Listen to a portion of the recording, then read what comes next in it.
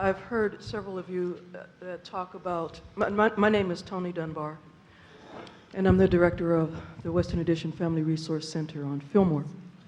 And one of the things that we do is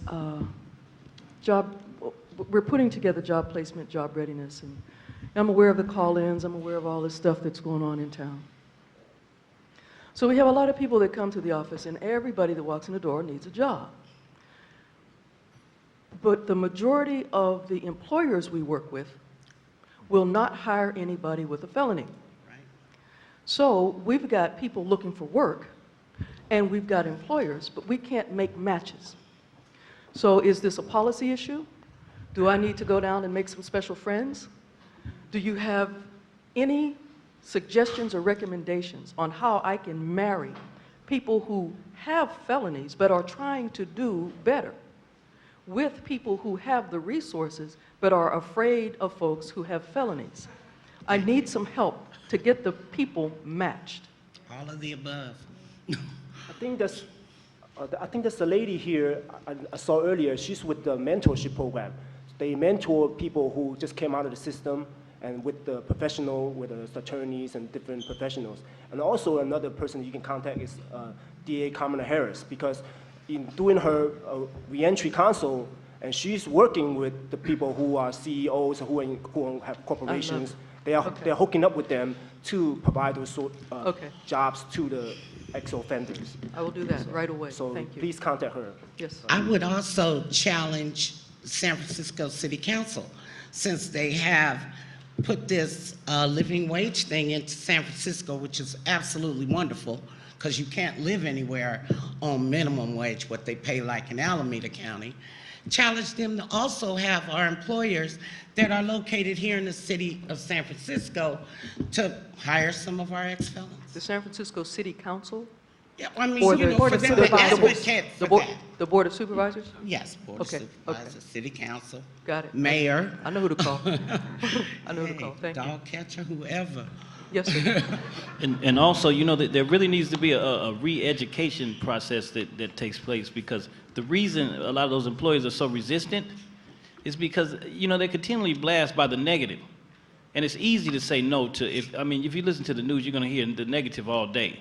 The first thing they're going to tell you is a parolee did something real bad. Yeah. Every day of the week. But you know what they're not going to do is tell you about all the positives. I mean, what is it? It's like 100,000 people paroling every year? 100,000 people? And that one or two that's doing something negative, you'll know about. Yeah, I had a long talk with a recruiter today, a couple hours. And so we at least got to the place where, okay, certain felonies, okay, certain ones, if it has something specific to do with what we're doing here, and this person might be a risk of, but maybe we can look differently at the rest of them, you know. But so yes, thank you very much for the one-on-one education process. So I'm like taking names and numbers. I want to see the people get jobs. I also want to see them be able to get the job and to be able to keep the job once they get it. So Board of Supervisors, re-education, a lot of education for employers that I do encounter, and DA Harris's office, reentry program, yes. I would also mention that, you know, as a parolee with a job, there's definitely some benefits to being a parolee. I mean, it's hard to get a job as a felon, and I have lots and lots of years of experience, of viable job experience, but there are some programs out there that will pay employers to hire ex-offenders, that there's tax credits. Can I see you when this is over? Well, and I know that I got a lot of my information from the Northern California Service League. They were really helpful in helping me find a job. So. I got it. Thank you. I'm going to take my seat so that someone else, but I would like to hear the rest of those answers.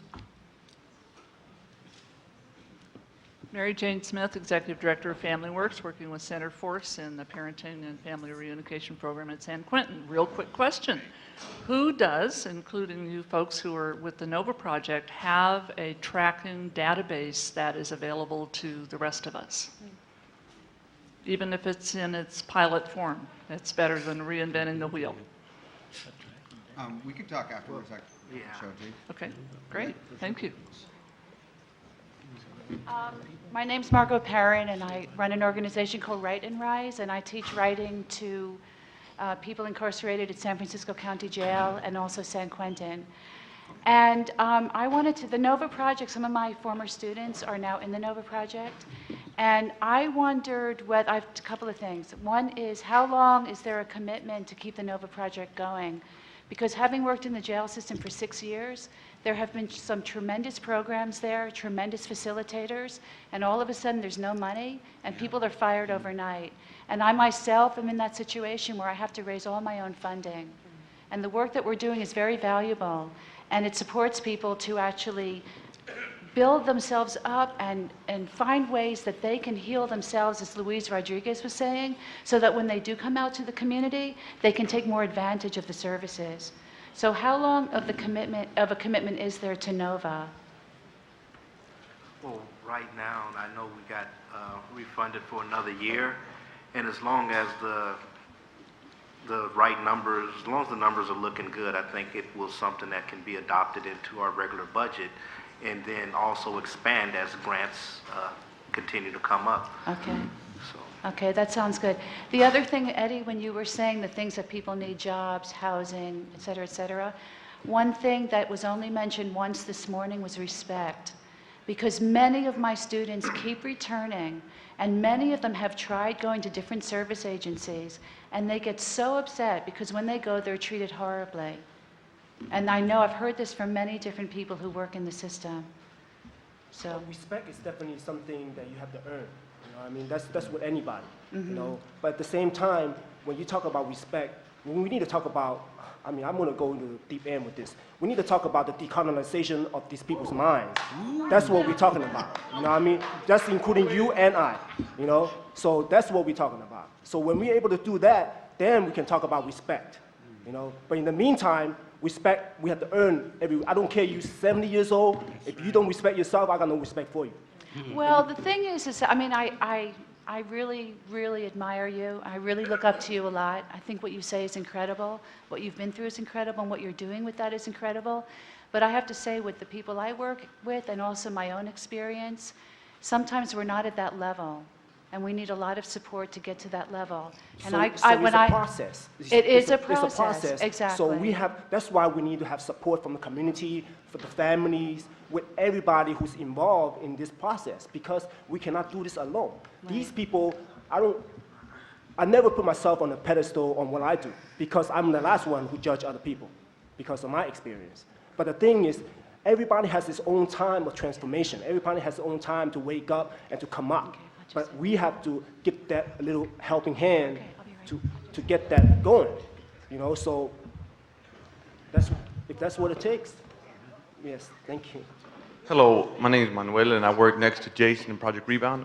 First and foremost, I want to commend Mr. McLemore and Eddie for bringing up some salient issues that most people are afraid of to bring out in public, because, you know, of fear of the repercussions of what people are going to think, you know, like you mentioned conspiracy theories and all different things, but I want to commend especially Eddie for being so straightforward. So, and the question is directed to Nova. Being that I work with the Latino community, I've noticed that most of the representatives for Nova were African Americans. The question is,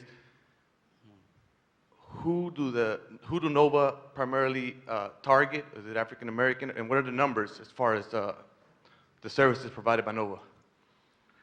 Nova's available to all races. It's just right now in the large number, just happen to be African American. We have a large population coming out of the Bayview Hunters Point in the Western Addition. So we haven't had as many Hispanic and Caucasians in the program, because the criminal justice system pretty much dictates to us who our large populations are going to be. And we take women, females, Hispanics, it doesn't matter. Let me just also add that within the next couple of months, 2 caseworker teams will be added into the mission specifically from one of the community-based organizations located in the mission that will be outreaching folks on the street in the mission district more actively.